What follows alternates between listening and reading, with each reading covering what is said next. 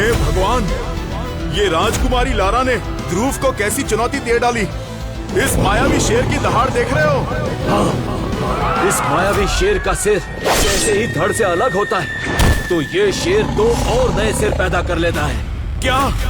हे भगवान, बेचारा ध्रुव तो वैसे भी अपनी सारी शक्तियां खो चुका है, इस मायावी शेर को कैसे हराएगा? दरअसल ध्रुव मेसोडोरिया का सबसे होनहार और शक्तिशाली लड़का था, जिसने केवल 11 साल की उम्र में एकलव्य परीक्षा पास कर ली थी और तभी उसकी सगाई सबसे खूबसूरत राजकुमारी लारा से तय कर दी गई थी। लेकिन फिर एक रात कुछ ऐसा हुआ जिससे ध्रुव ने अपनी सारी शक्तियाँ खो दी और अब वो एक मामूली लड़का बनकर रह गया और पूरे राज्य में हर कोई सिर्फ उसे ललकारता फटकारता रहता। क्यों बे ध्रुव, हिम्मत हो तो इस आग के गोले को बुझाकर दिखा दे। आग का गोला तो बहुत बड़ी बात है मैकी, ये ध्रुव तो रुई का गोला भी नहीं उठा सकता। अब ध्रुव को दिन रात इन तानों को सुनने की आदत हो चुकी थी और तो और उसका प्यार यानी राजकुमारी लारा ने उसे कमजोर और निकम्मा समझकर उससे रिश्ता तोड़ दिया था। ये तुम क्या कह रही हो लारा? क्या तुम सिर्फ मेरी शक्तियों की वजह से मेरे साथ थी? और नहीं तो क्या ध्रुव, वरना क्या खास है तुम्हारे पास? एक शक्ति ही तो थी जिसके दम पर मैंने तुम्हें चुना, लेकिन तुमने तो उसे गवा दिया। अब जाओ, जाके चूड़ियां पहन के बैठ जाओ। चुप करो लारा।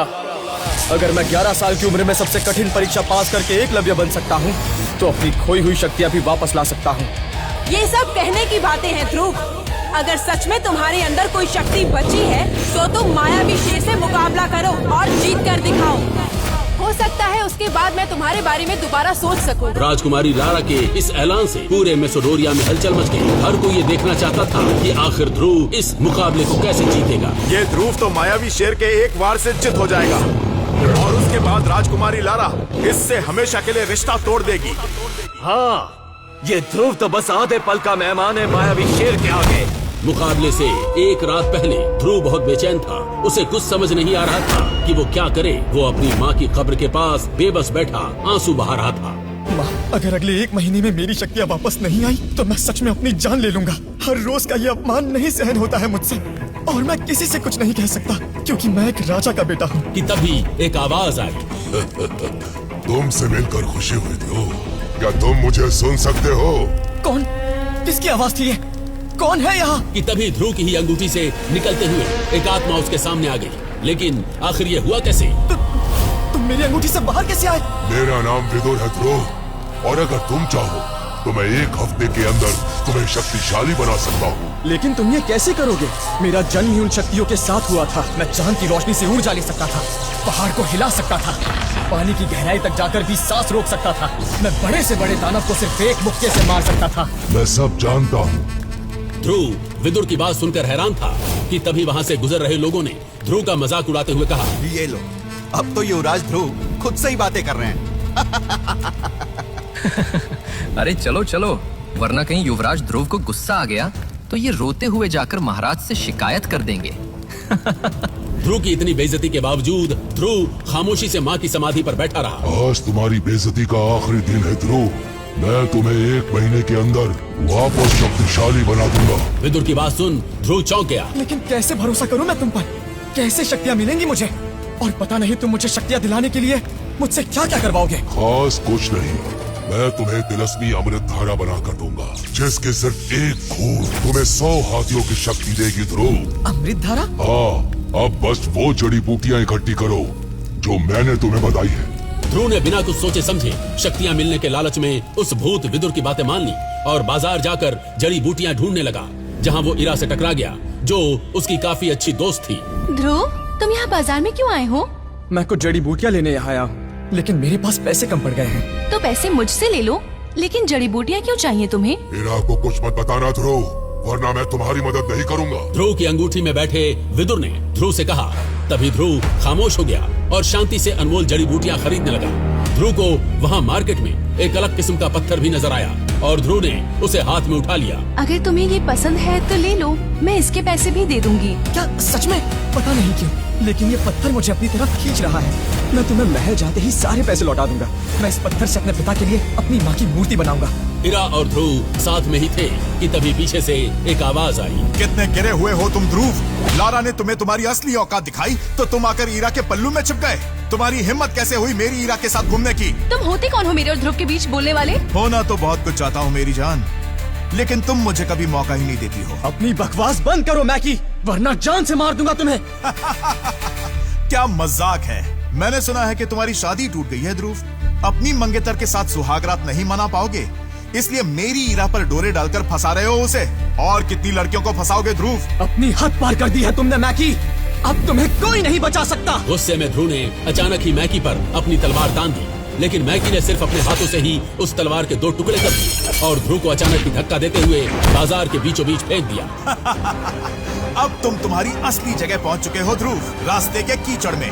महल में कभी तुम्हारी कोई जगह थी ही नहीं। ध्रुव जमीन पर पड़ा हुआ था और सबकी ओर देख रहा था। लोग उस पर हंस रहे थे। बोलो ईरा, अब किसे अपने दिल में बसाना चाहोगी?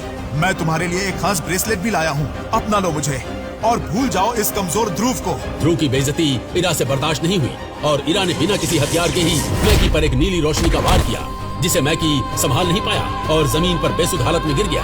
ध्रुव और इरा वहाँ से चले गए, लेकिन मैकी भला कैसे चुप रहने वाला था। इसीलिए वो रक्ष एकेडमी वापस गया और ध्रुव के ही सौतेले भाई सनी को भड़काते हुए कहने लगा, वो तुम्हारा कमीना सौतेला भाई ध्रुव हम दोनों के रास्ते का कांटा बन रहा है।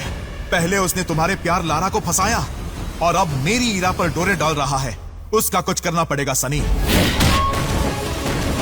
नफरत है मुझे उस ध्रुव से, लेकिन उसके रहते हम कर ही क्या सकते हैं? मैं बताता हूँ क्या करना है। कल एकेडमी में पूरा मैसेडोरिया इकट्ठा होगा। वहाँ तुम ध्रुव को फाइट के लिए चैलेंज करके उसे इतनी बुरी तरह हराना और उसका वो हाल करना कि वो किसी की तरफ दोबारा सर उठाकर देख भी ना सके। उसके बाद ईरा को कैसे पाना है वो मैं अच्छी तरह से जानता हूँ। और फिर देखना लारा भी कैसे तुम्हारी ओर खींची चली आएगी। इन सब से अनजान ध्रुव महल में अपने कमरे के अंदर जड़ी बूटियां एक एक करके बड़े से बर्तन में डाल रहा था। बस 2 दिन और ध्रुव, फिर शक्तियाँ मिलने के बाद तुम्हारा मुकाबला कोई नहीं कर पाएगा। अगले दिन ध्रुव जब रक्ष एकेडमी पहुंचा, तब वहां उसे मैकी के दोस्तों ने घेर लिया और ले जाकर उसे शक्ति प्रतियोगिता के मैदान में खड़ा कर दिया। ईरा के पल्लू में छुपकर रहने वाला इंसान आज यहाँ हमसे मुकाबला करेगा। मुझे नहीं लड़ना किसी से, और मैं ये सब करके किसी को कुछ साबित भी नहीं करना चाहता। बिल्कुल सही किया ध्रुव, इसकी बात न मानना। बस 1 दिन और, कल तुम इन सबको मुंह तोड़ जवाब देने के लायक हो जाओगे, इसलिए ऐसे ही सब्र से काम लो। लेकिन आज ध्रुव कैसे शांत रहता जब चारों तरफ से मौत का शिकंजा कसा जा चुका था। मैकी और उसके दोस्त ध्रुव और उसके पिता का बार बार मजाक उड़ाकर उसे उकसा रहे थे कि तभी ध्रुव गुस्से में आकर सनी से मुकाबले के लिए तैयार हो गया। तभी मौका पाकर मैकी सनी के पास जाकर धीरे से बोला, ये लो सनी, ये हरी गोली एक high level technique hurricane chant है। इसे खाकर तुम ध्रुव का वो हाल करो कि सबकी रूह कांप जाए। सनी ने वो हरी गोली खा ली और अगले ही पल उसकी शक्तियाँ 100 गुना बढ़ चुकी थी। शक्ति खो चुका ध्रुव आज सनी से टकराने वाला था, जो कई लोगों को अपने मजे के लिए यूं ही तड़पा तड़पा कर मार दिया करता था। और आज तो सनी ने शक्ति बढ़ाने वाली तिलस्मी हरी गोली से ध्रुव की मुश्किलें और बढ़ा दी थी। सनी और ध्रुव एक दूसरे की तरफ तेजी से बढ़ रहे थे। आज तो तू गया ध्रुव, तेरा तो राम नाम सत्य होना तय है आज। रुक जाओ, ये एक चाल है, तुम्हारी जान खतरे में है ध्रुव, ऐसा मत करो। लेकिन ध्रुव ने विदुर की एक न सुनी। ध्रुव ने सनी पर तलवार से हमला किया, लेकिन हरी गोली के जादू से तलवार सनी के शरीर से लगते ही टूट गई। सनी बेहद ताकतवर हो चुका था, उसका शरीर किसी पत्थर की तरह मजबूत हो चुका था और सनी ने ध्रुव को जोरदार मुक्का मारा, जिससे ध्रुव दूर जा गिरा। ये सनी अचानक ही इतना शक्तिशाली कैसे? अब चाहे जो भी हो, मैं इसे हरा कर ही रहूंगा। तभी अचानक ही सनी ने एक तलवार निकाली, जो ज्वालामुखी के लावे से बनी हुई तिलस्मी तलवार थी, जिसका एक ही वार बड़े से बड़ा पहाड़ काट सकता था। ये क्या? ये तलवार? सनी रुक जाओ, तुम मुकाबले में युद्ध की तलवार क्यों इस्तेमाल कर रहे हो? और गुस्से में सनी ने ध्रुव पर अपनी तलवार चलाते हुए उसे ध्रुव के सीने में उतार दी। आखिर क्या होने वाला है आगे? क्या ध्रुव सनी के इस वार से बच पाएगा या आज उसका अंत हो जाएगा? आखिर विदुर ने सनी से लड़ने के लिए ध्रुव की मदद क्यों नहीं की? क्या ध्रुव यहाँ से बचकर लारा से हुए अपने चैलेंज को जीत पाएगा? अगर आप में है हिम्मत और आप भी हैं एक योद्धा, तो ये कहानी है सिर्फ आपके लिए। आज ही डाउनलोड कीजिए पॉकेट FM और सुनिए करोड़ों लोगों की पहली पसंद सुपर योद्धा। आज ही डाउनलोड करने पर आपको ये कहानी मिलेगी पूरी तरह से मुफ्त। डाउनलोड कीजिए पॉकेट FM।